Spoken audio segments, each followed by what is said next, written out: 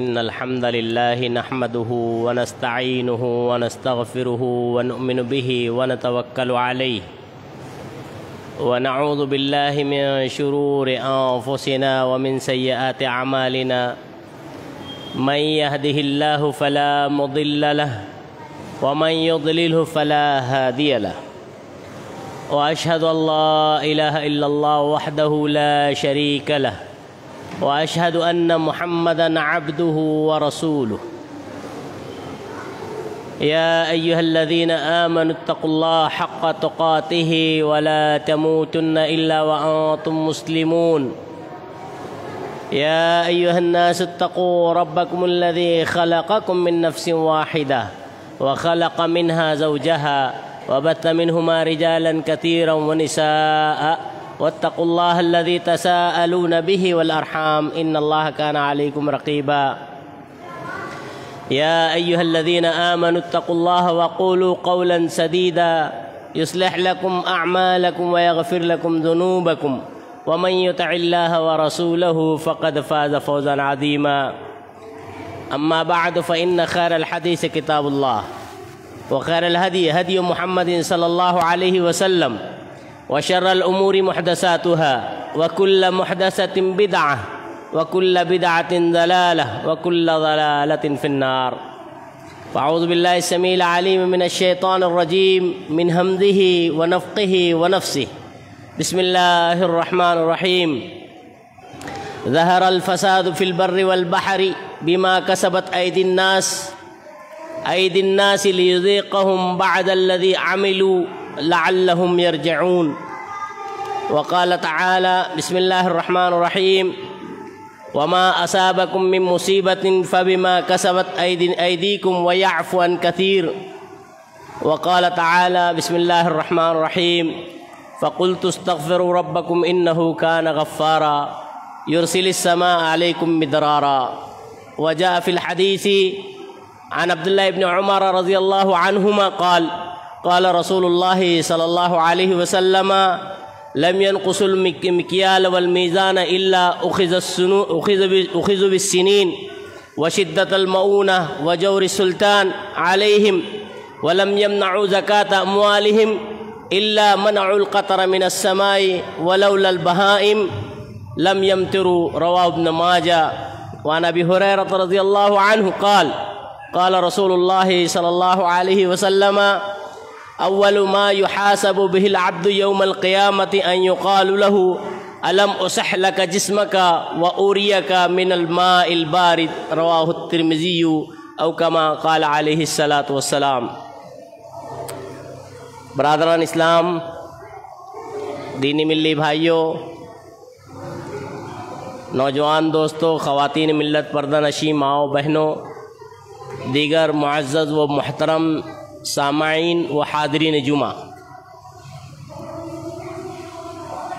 خطبہ مسنونہ کے بعد سورہ روم اور سورہ شورى کی، اسی طرح سورہ نوح کی آیتوں کا ٹکڑا تلاوت کیا گیا، اور پھر دو حدیث جو ابن ماجہ اور ترمذی کی صحیح سند سے مروی ہے آپ حضرات کے گوش گزار کی گئی۔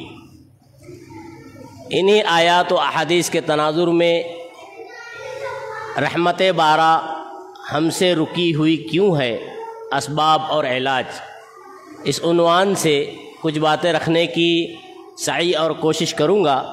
اللہ رب العالمین سے دعا ہے پروردگار عالم مجھے شریعت اسلامیہ کی ہی روشنی میں کہنے اور ہم تمام کو شریعت اسلامیہ پر حتی المقدور عمل پیرا ہونے کی توفیق عنایت فرمائے، آمین۔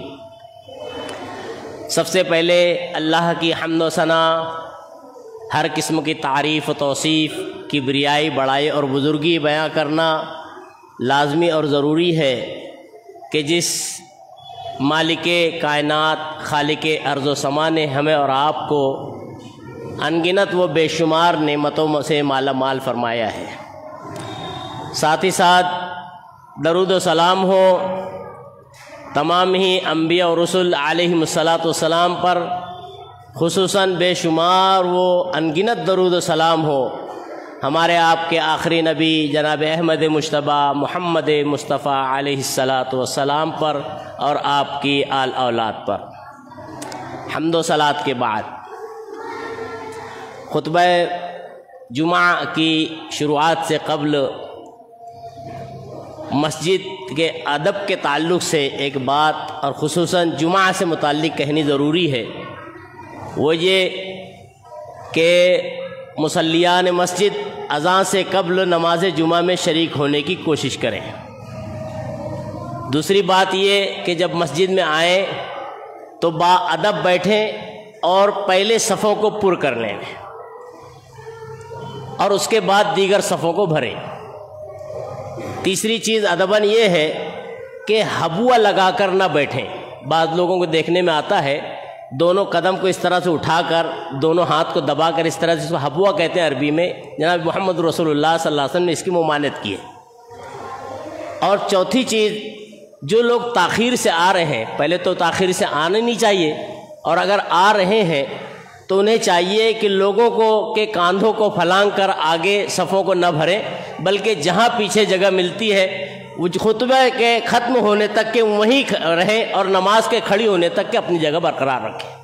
ان باتوں کا پاس و لحاظ ہر شخص کو رکھنا چاہیے۔ اللہ رب العالمین ہمیں کہنے سننے سے زیادہ عمل کی توفیق عطا فرمائے، آمین۔ اب آتے ہیں اصل خطبے کی طرف۔ حاضرین جمعہ، ہم اور آپ جانتے ہیں کہ پانی اللہ کی بڑی اہم بآسانی فری میں حاصل ہونے والی ایک نعمت ہے۔ جیسے آگ اور ہوا بڑی نعمت ہے، اسی طرح پانی بھی ایک بڑی نعمت ہے۔ آپ کو معلوم ہونا چاہیے کہ پانی انسانی زندگی میں اتنی اہمیت کا حامل ہے، کتنی اہمیت کا حامل ہے اس کا اندازہ علامہ ابن قدامہ رحمہ اللہ المقدسی ان کی کتاب منہاج القاصدین کے صفحہ نمبر 289 سے لگا سکتے ہیں۔ نقل کرتے ہیں، لکھتے ہیں ایک واقعہ کہ ہارون رشید کے دور میں علامہ ابن سماک رحمہ اللہ نامی ایک عالم دین تھے، نصیحت کی غرض سے ہارون رشید کے پاس آئے، اور جب ہارون رشید کے پاس آئے تو انہوں نے پانی کا ایک پیالہ منگوایا۔ پانی کا جب پیالہ آیا، ہارون رشید کو دینا چاہا، اس سے پہلے ہارون رشید سے کہا کہ امیر المومنین خلیفۃ المسلمین، آپ بتائیں کہ آپ کی جو بھی جاہ چشمہ ہے، جو بھی آپ کی سلطنت دولت ہے، اگر آپ کو کسی وجہ سے پانی دستیاب نہ ہو، پانی نہ مل سکے، اور ایک پیالہ، یہ جو پیالہ ہے اگر آپ کو دیا جائے اس بیس پر کہ آپ اپنی ساری سلطنت دے دیں، تو کیا آپ یہ سودا کر لو گے؟ ہارون رشید کہتا ہے بالکل کر لوں گا۔ اس کے بعد پیالہ پکڑاتے ہیں اور کہتے ہیں سیر کیجئے، سیراب ہو جائے، پی لیجئے۔ ہارون رشید جب پیالہ پانی کا پی لیتا ہے تو پھر علامہ ابن سماک رحمہ اللہ فرماتے ہیں کہ اے امیر، آپ مجھے بتائیں کہ کسی بیماری کی وجہ سے آپ نے جو پانی کا ایک پیالہ پیا ہے، یہ پیالہ یا ایک گھونٹ آپ کے پیٹ میں رک جائے، پیشاب بند ہو جائے، تو کیا اگر آپ کی اس بیماری کو دور کرنے کے لیے آپ کی ساری دولت دینا پڑے، آپ دینے تیار ہو؟ ہارون رشید کہتا ہے بالکل تیار ہو، مجھے سودا منظور ہے، میری ساری دولت لے جائے، یہ تکلیف میری دور ہو جائے۔ تب علامہ ابن سماک رحمہ اللہ نے فرمایا تھا، پھر آپ کی یہ ساری دولت کے سامنے ایک پیالہ پانی بڑا قیمتی ہے۔ اس پورے واقعے سے ہمیں معلوم ہوتا ہے کہ پانی بڑی اہمیت ہے، اللہ کی بڑی نعمت ہے۔ اللہ تعالیٰ قرآن میں کہتا ہے کہ وَجَعَلْنَا كُلَّ شَيْءٍ، کہ ہم نے ہر چیز کو كُلَّ شَيْءٍ مِّنَ الْمَاءِ حَيٍّ، اللہ کہتا ہے ہر چیز کو ہم نے پانی سے پیدا کیا، یعنی جتنے بھی جاندار ہیں تمام کی تمام پانی پر ہی ہے۔ انسانی زندگی کا دار و مدار آگ ہوا کے ساتھ ساتھ پانی پر ہی ہے۔ یہ پانی اتنا اہم ہے، اور شریعت میں پانی کے تعلق سے جو ترغیب دلائی گئی ہے بڑی اہم ہے، اس کو بھی ایک مسلم ہونے کے ناطے، ایک مسلمان ہونے کے ناطے ہمیں ملحوظ رکھنا چاہیے۔ نبی کریم صلی اللہ علیہ وسلم فرماتے ہیں، راوی حدیث حضرت ابو ہریرہ ہے رضی اللہ عنہ، کہتے ہیں کہ نبی کریم صلی اللہ علیہ وسلم فرمایا ان اول ما یحاسب به العبد یوم القیامہ، بندے کا جب اللہ رب العالمین قیامت کے دن محاسبہ کرے گا، اللہ جب سوال کرے گا تو اس کو نعمت یاد دلوائے گا۔ اللہ فرمائے گا کہ الم اصحلک جسمک، کیا میں نے تجھے صحت مند تندرست جسم نہیں دیا تھا؟ بندہ کہے گا بالکل پروردگار تو نے دیا تھا۔ وَأُورِكَ مِنَ الْمَاءِ الْبَارِدِ، میں نے تجھے ٹھنڈے پانی سے سیراب نہیں کیا تھا؟ بندہ کہے گا پروردگار ہاں، ساری زندگی ٹھنڈا پانی ملتا رہا۔ یہ قدر و قیمت ہے اسلام میں۔ سوال ہوگا قیامت کے دن، اور یہی نہیں، دنیاوی سطح پر بھی اس کو بے وجہ بیجا استعمال کرنا شریعت میں اسراف اور فضول خرچی بتایا گیا ہے۔ حضرت سعد بن ابی وقاص رضی اللہ عنہ راوی حدیث بیان کرتے ہیں کہ ایک مرتبہ نبی کریم صلی اللہ علیہ وسلم کا میرے پاس سے گزر ہوا، میں بیٹھا وضو بنا رہا تھا، اور وضو بنا رہا تھا، وضو میں نے زیادتی کی۔ ابھی اس کی تفصیل حدیث میں وہاں پہ نہیں ہے، زیادتی سے مراد یہ ہے کہ حدیث اس میں وضو کا طریقہ جو بتایا گیا ہے، جو اعضاء وضو ہے ان کو 1 سے 3 بار دھویا جائے۔ اگر ایک آدمی 3 کے بجائے 5 7 یا زیادہ دھوتا ہے تو یہ زیادتی ہے۔ بہرحال اللہ کے نبی صلی اللہ علیہ وسلم نے کہا کہ اے سعد ابن ابی وقاص، وضو میں زیادتی، فضول خرچی۔ تو حضرت سعد ابن وقاص رضی اللہ عنہ قربان جائے، کہتے ہیں اللہ کے نبی صلی اللہ علیہ وسلم فضول خرچی وضو میں کیسے ہو سکتی ہے، آپ مجھے بتائیں۔ تو نبی کریم صلی اللہ علیہ وسلم فرماتے ہیں وَلَوْ كُنْتَ فِي بَابِ نَهْرٍ، اگرچہ تو وضو بنا رہا ہے اور نہر کے پاس بیٹھا ہوا ہے، اس کے بعد بھی زائد پانی استعمال کر رہا ہے، بیجا اسراف کر رہا ہے، تو یہ فضول ہے، اس کی تجھے سزا ملے گی، اس کا تجھے جواب دینا ہوگا۔ بہرحال پانی اللہ کی بڑی نعمت ہے، اس کا قدر کرنا چاہیے، اس کا جو ہے اس نعمت کو اچھے انداز میں استعمال کرنا چاہیے۔ اب آپ کو معلوم ہونا چاہیے، جیسا کہ ہم نے سنا 2-4 روز پہلے ایک اعلان پڑھنے میں ملا۔ اعلان یہ تھا، آپ نے بھی پڑھا ہوگا، سنا ہوگا، کہ اب نلوں میں 2 روز کی بجائے 3 روز ناگہ ہو کر پانی مالیگاؤں میں آئے گا۔ اعلان پڑھ سن کر آپ تو جو ہے تیاری کر لیے ہوں گے، سب نہیں، کچھ تو کیے ہوں گے۔ یہ بہت سے جو ہے زیادہ ہی تیاری میں لگ گئے، 1 ٹانکی بجائے 2 ٹانکی، 1 ڈرم کے بجائے 2 ڈرم۔ کبھی اعلان ہو سننے پر، پڑھنے پر ہم نے ایک لمحے کے لیے غور کیا کہ اعلان کیا سبق دیتا ہے؟ اعلان ہمیں سبق دے رہا ہے کہ ہم ترقی چھوڑ کر تنزل کی طرف، کامیابی چھوڑ کر ناکامی کی طرف اپنے قدم کو بڑھا رہے ہیں۔ اعلان ہمیں سبق دے رہا ہے کہ اے امت مسلمہ، اے مالیگاؤں کے مسلمانوں، تم لوگ اللہ کی رحمت سے دور ہو رہے ہو، یا تو اللہ کی رحمت تم سے دور ہو رہی ہے۔ اسی لیے پہلے بلا ناغہ پانی آتا تھا، اب 1 روز کے بعد ناغہ، پھر 2 روز کے بعد ناغہ، اب 3 روز سے ناغے سے پانی آ رہا ہے۔ ہم اللہ کی رحمت سے دھیرے دھیرے دور ہو رہے ہیں، اور یہ ابر رحمت آ رہا ہے جا رہا ہے، آ رہا ہے جا رہا ہے، برس نہیں رہا ہے، رحمت بارہ نازل نہیں ہو رہی ہے۔ ہم نے کبھی غور کیا ہے کیا اسباب ہیں؟ جب اسباب کی بات آتی ہے تو مادیت پرست انسان فوراً مادیت کی طرف دماغ لگاتا ہے۔ اللہ ماشاءاللہ سب نہیں ہے، لیکن عموم مادیت پرست ہے، فوراً انسان دنیاوی اسباب کی طرف جاتا ہے۔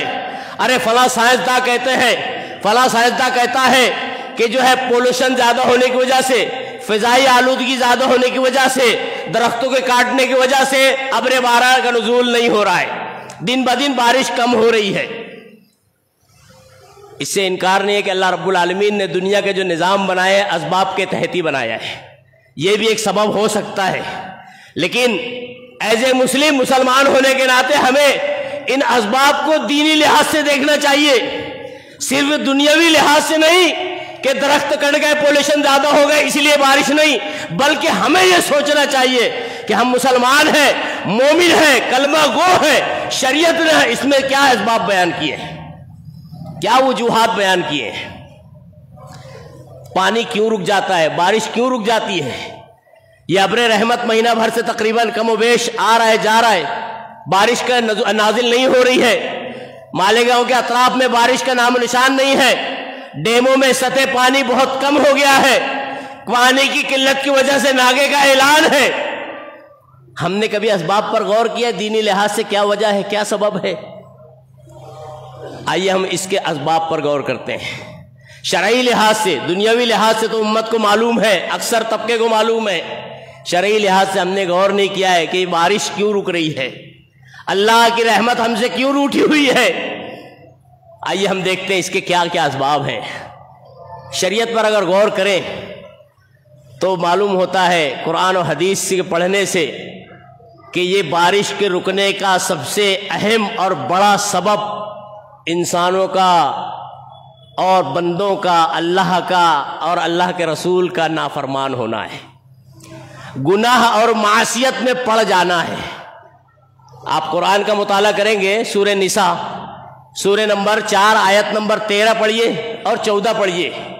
اللہ رب العالمین نے دونوں انسانوں کا تذکرہ کیا ہے، دونوں بندوں کا تذکرہ ہے، دونوں قسم کے بندے۔ ایک وہ بندے جو اللہ کے اطاعت گزار، فرما بردار، اللہ کی باتوں کا پاس و لحاظ کرنے والے ہیں، دنیا میں بھی کامیاب و کامران ہو گیا، آخرت میں بھی کامیابی ہے۔ وہ دنیا میں بھی غم و فکروں میں نہیں ہوں گے، آخرت میں بھی غم و فکروں میں نہیں ہوں گے۔ اللہ کہتا ہے وَمَن يُطِعِ اللَّهَ وَرَسُولَهُ، جو اللہ اور اس کے رسول کی اطاعت کرے گا، يُدْخِلْهُ، اللہ اس کو جنت میں داخل کرے گا جس کے نیچے نہریں جاری ہیں۔ اور اس کے بعد اللہ رب العالمین نے فرمایا ذَلِكَ الْفَوْزُ الْعَظِيمُ، یہ بڑی کامیابی ہے۔ اللہ نے دوسرے انسانوں کا تذکرہ کیا، دوسرے بندوں کا، وَمَن يَعْصِ اللَّهَ وَرَسُولَهُ، آیت نمبر 14 میں، بندوں میں جو ایسے ہیں يَعْصِ اللَّهَ وَرَسُولَهُ، اللہ اور اس کے رسول کی نافرمانی، معصیت میں مبتلا ہے، گناہوں میں پڑے ہوئے ہیں، اللہ کہہ رہے ہیں یدخلہ نارن، اللہ اس کو جہنم میں داخل کرے گا۔ اس کے بعد اللہ نے کہا ہے وہ ذالک عذاب مہین، یہ بڑا دردناک رسوا کن عذاب ہے۔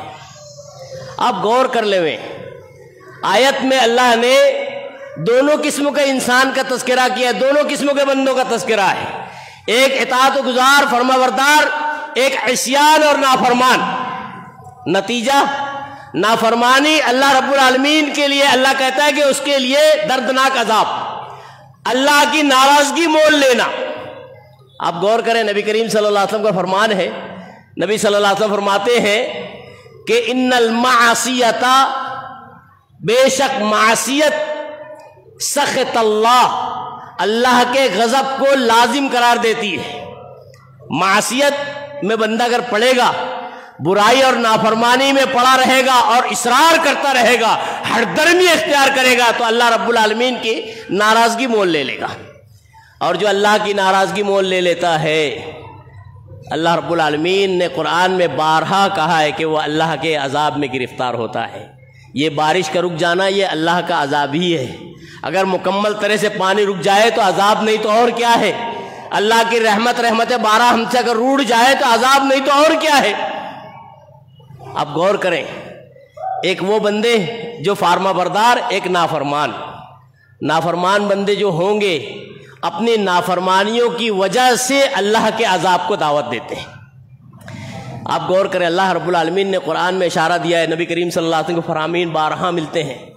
اور اگر ایک بندہ فرما بردار ہے، اطاعت گزار ہے، تو اس کے فوائد کیا ہو سکتے ہیں؟ اللہ رب العالمین کی رحمت نازل ہوگی، بارش کا نزول اس تک ضرور پہنچے گا۔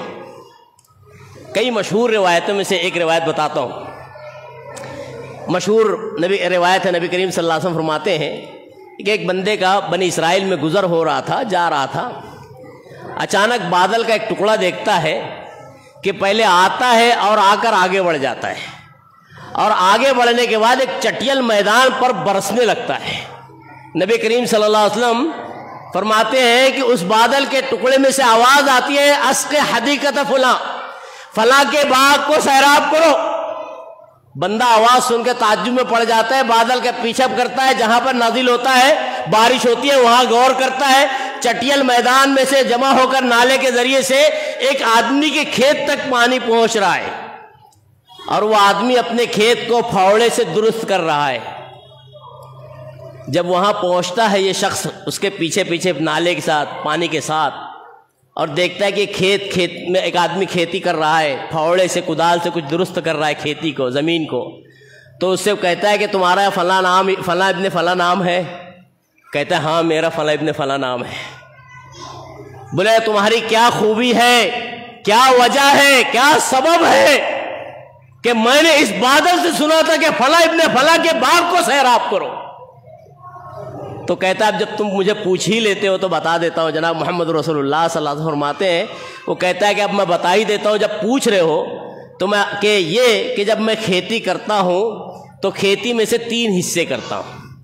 ایک کھیتی کا کھیتی کے لیے رکھتا ہوں، ایک کھیتی ہونے کے بعد غریب و مسکین کو تقسیم کر دیتا ہوں، اور ایک حصے سے میں اپنے آل اولاد کو، بیوی بچوں کو جو ہے پالتا ہوں۔ اگر بندہ اللہ کے حقوق کا خیال کرے، اللہ رب العالمین کے فرائض کا پابند رہے، تو اپنے رحمت کبھی اس سے روٹے گی نہیں۔ اللہ کی رحمت سے کبھی بندہ بعید نہیں ہو سکتا، اللہ کی رحمت اس سے کبھی دور نہیں ہو سکتی۔ لیکن کب؟ جب بندہ اللہ کے حقوق کا پاس و لحاظ کرے۔ اور اگر بندہ نافرمانی میں لگا رہے، عصیان میں لگا رہے، برائیوں میں لگا رہے، تو اللہ کی رحمت ہم سے دور ہو رہی ہے اور ہوتی نظر آ رہی ہے۔ بہرحال اس کی دوسری وجہ بھی دیکھتے ہیں، دوسرا سبب بھی دیکھتے ہیں۔ قرآن کا مطالعہ کریں گے، سورہ نمبر 83 سورہ المطففین، اللہ رب العالمین فرماتا ہے، بسم اللہ الرحمن الرحیم، اللہ کہہ رہا ہے ویل للمطففین، ہلاکت ہے وزن کرنے والوں کے لیے۔ بہت اہم نقطہ ہے، اللہ کے اس کلام پہ ہمیں غور کرنا چاہیے۔ اس کا سابقہ ہم میں سے ہر ایک کو پڑھتے رہتا ہے، کسی کا لین میں، کسی کا دین میں، کسی کا لین اور دین دونوں میں۔ اللہ کہہ رہا ہے ویل للمطففین، وزن کرنے والوں کے لیے ہلاکت، الذین اذا اکتالوا علی الناس یستوفون، جب لوگوں سے لیتے ہیں تو بڑھا کر لیتے ہیں۔ بھائی بڑھاؤ یار، تھوڑا جھکتا دو، کیا برابر ہی دے دو گے؟ وَإِذَا قَالُوا أَوْ وَزَنُوهُمْ يُخْسِرُونَ، اللہ کہتا ہے جب وزن کرتے ہیں، دیتے ہیں، تو ڈنڈی مار کے دے رہے ہیں۔ آج ہم اپنا جائزہ لے، امت کے حالات پر غور کریں۔ میں دیگر دنیا کی بات نہیں کرتا ہوں، صرف ضلع ناسک کے لوگوں سے مخاطب ہو کر کہتا ہوں کہ امت صرف ضلع ناسک والے دیکھیں کہ ہمارے لین دین کے معاملے میں یہ چیز ہے کہ نہیں ہے۔ کہیں ایسا تو نہیں بارش کے رکنے کے سبب دیگروں کو چھوڑیے امت مسلمہ تو نہیں بنی پڑی ہے؟ اللہ کی رحمت ہم سے روٹی ہوئی ہے، اس کی وجہ ہم تو نہیں ہے۔ ہمارے لین دین صحیح ہے کہ نہیں ہے؟ ہم وزن میں کمی یا زیادتی تو نہیں کر رہے ہیں؟ ہمارے کاروبار درست ہے کہ نہیں ہے؟ ہمیں غور کرنا چاہیے۔ ایک حدیث نبی کریم صلی اللہ علیہ وسلم کا فرمان مشہور ہے۔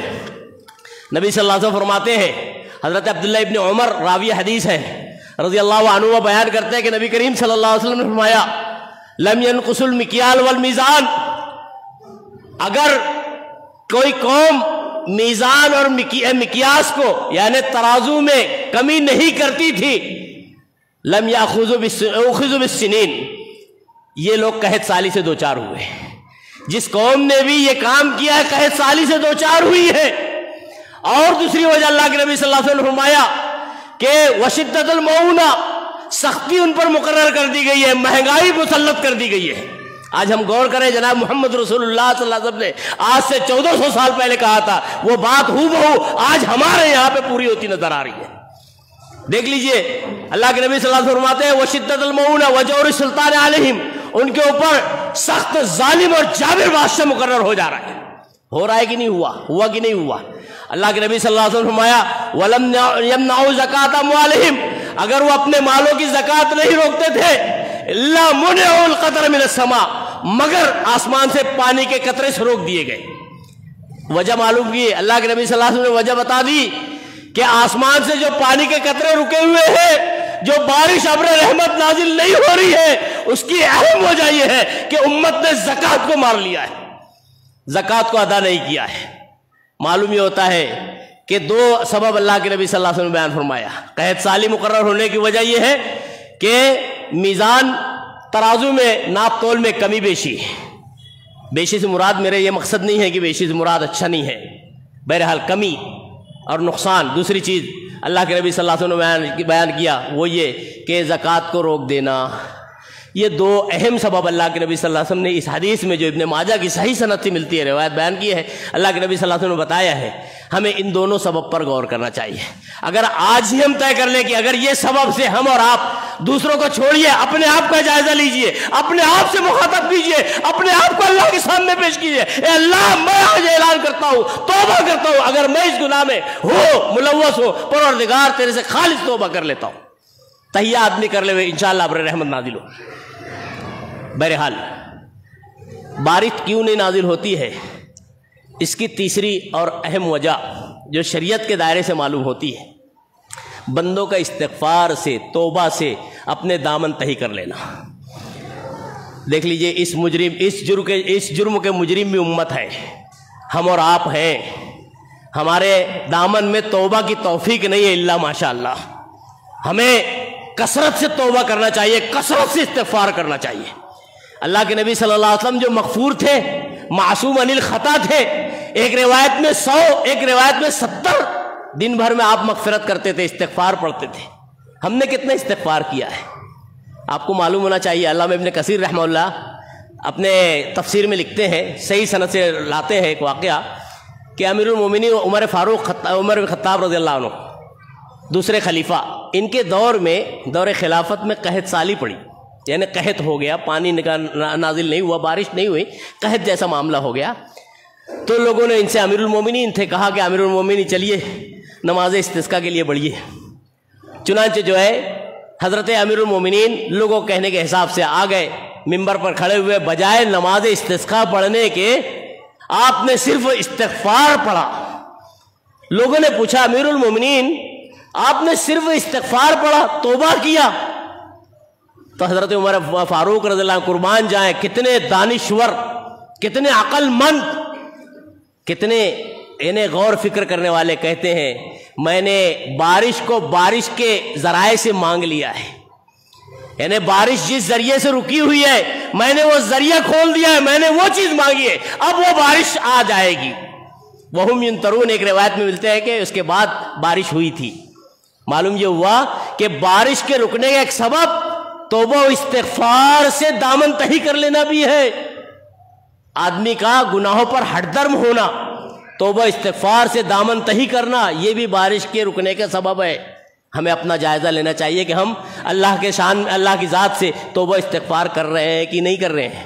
توبہ استغفار کو معمولی نہیں سمجھنا چاہیے۔ سورہ نوح کا مطالعہ کریں، وقت ختم ہوتا ہے۔ سورہ نوح، سورہ نمبر 71، آیت نمبر 10، 11 کا مطالعہ کیجئے، 12 کا مطالعہ کیجئے۔ اللہ نے کتنا شاندار جملہ کہا ہے، کتنی شاندار بات اللہ نے بیان فرمائی ہے۔ حضرت نوح علیہ السلام کا جملہ نقل کرتے ہوئے اللہ فرماتا ہے فَقُلْتُ اسْتَغْفِرُوا رَبَّكُمْ۔ حضرت نوح علیہ السلام نے کہا تھا اپنی قوم سے، اے لوگو استغفروا ربکم، اپنے پروردگار سے استغفار کرو، توبہ کرو، اپنے گناہوں پر نادم ہو، شرمندہ ہو، اللہ کے سامنے گریہ زاری کرو، گڑ گڑاؤ۔ حضرت نوح علیہ السلام کہہ رہے ہیں استغفروا ربکم انہو کان غفارا، اللہ بخشنے والا ہے، یرسل السماء علیکم مدرارا، استغفار کرے گی امت تو اللہ کی رحمت نازل ہوگی۔ اللہ کہہ رہا ہے یرسل السماء علیکم مدرارا، اللہ آسمان سے ترتیب وار پانی نازل کرے گا۔ وَيُمْدِدْكُمْ بِأَمْوَالٍ وَبَنِينَ وَيَجْعَلْ لَكُمْ جَنَّاتٍ وَيَجْعَلْ لَكُمْ أَنْهَارًا، اللہ کہتا ہے مال اولاد بھی عطا کرے گا، اللہ کہتا ہے تمہیں باغات عطا کرے گا، تمہارے لیے نہروں کو اللہ کھول دے گا۔ کب کھولے گا؟ استغفروا ربکم، رب سے، اللہ سے استغفار کر لو، اپنے گناہوں کا توبہ کر لو، یہ بہت اہم ہے۔ حضرت حسن بصری رحمہ اللہ کا ایک واقعہ ملتا ہے، وقت ختم ہے۔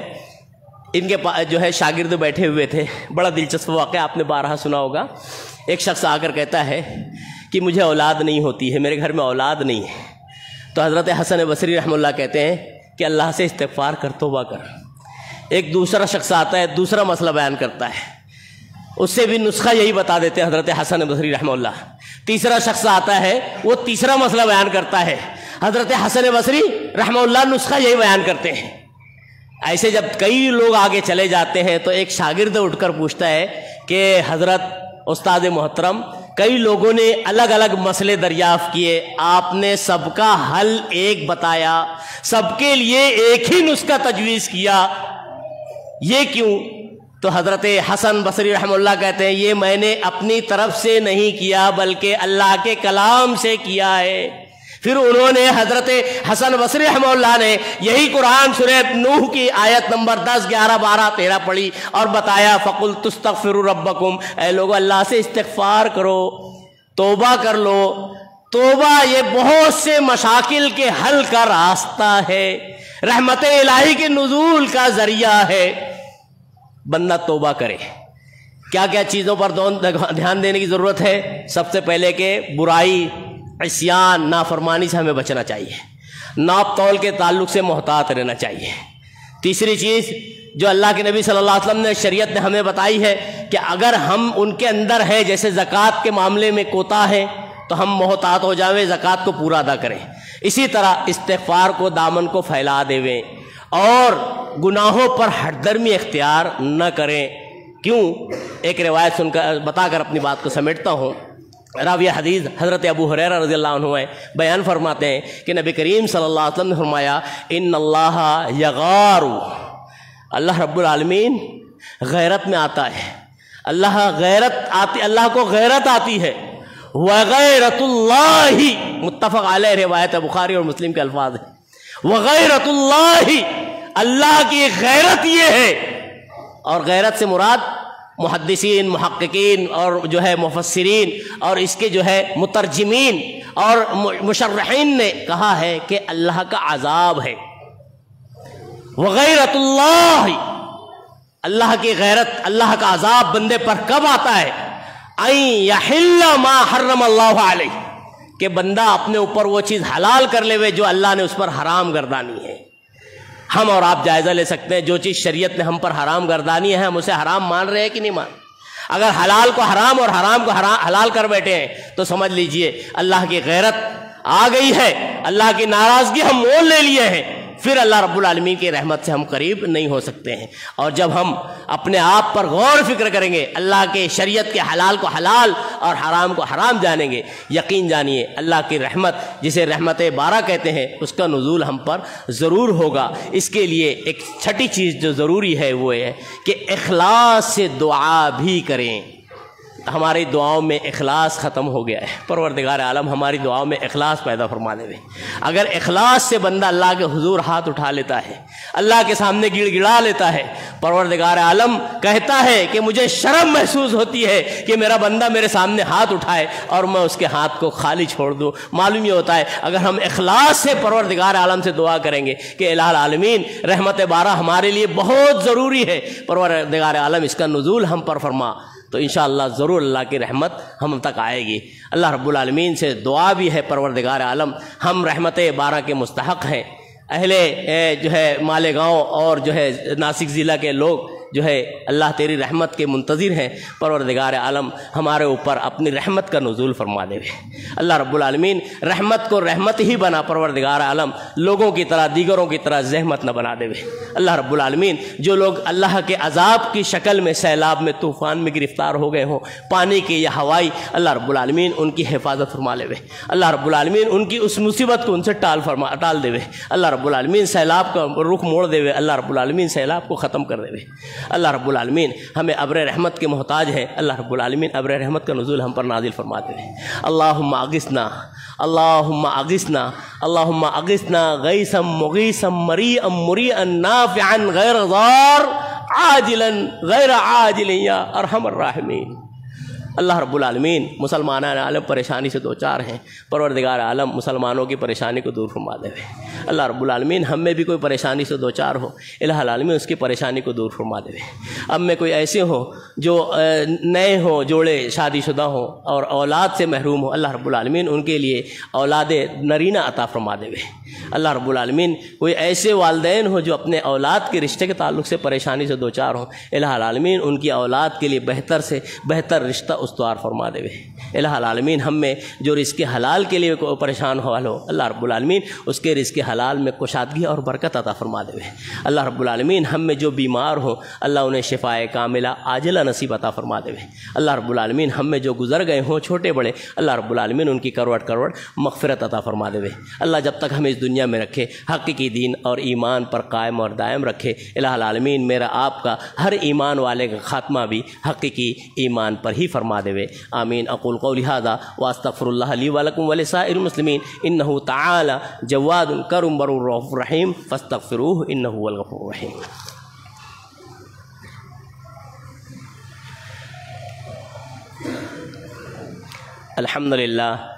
الحمد للہ نحمده ونستعینه ونستغفره ونؤمن به ونتوکل علیہ ونعوذ باللہ من شرور انفسنا ومن سیئات اعمالنا من يهده الله فلا مضل له ومن يضلله فلا هادي له واشهد ان لا اله الا الله وحده لا شريك له واشهد ان محمدا عبده ورسوله اما بعد قال الله تبارك وتعالى اعوذ بالله من الشيطان الرجيم بسم الله الرحمن الرحيم ان الله وملائكته يصلون على النبي يا ايها الذين امنوا صلوا عليه وسلموا تسليما اللهم صل على محمد وعلى ال محمد كما صليت على ابراهيم وعلى ال ابراهيم انك حميد مجيد اللهم بارك على محمد وعلى ال محمد كما باركت على ابراهيم وعلى ال ابراهيم انك حميد مجيد اللهم اغثنا غيثا مغيثا مريئا مريئا نافعا غير ضار عاجلا غير عاجل يا ارحم الراحمين اللهم اسقنا